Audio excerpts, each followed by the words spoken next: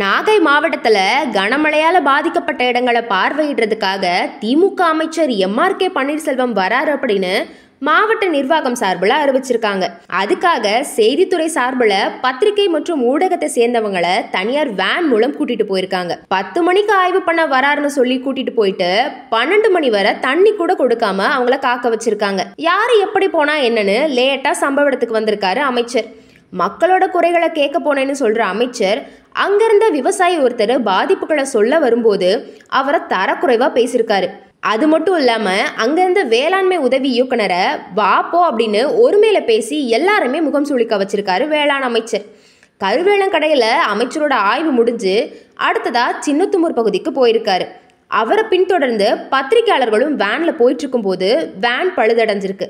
Driver எவ்வளவு முயற்சி எடுத்தும் அதை சரி செய்ய முடியல. பல முறை துறை அலுவலரை தொடர்பு கொண்டும் எந்த நடவடிக்கையும் எடுக்கல. இதே ஒரு எம்எல்ஏவா கலெக்டரோட பிஏவா இருந்தா அடுத்த 10 நிமிஷத்துல சரி பண்ணியிருப்பாங்க. பத்திரிகையாளர் அப்படின்றதுனால தான் மிகுந்த அலட்சியம் காட்டுறதா செய்தியாளர்கள்லாம் வேதனை தெரிவிச்சிருக்காங்க.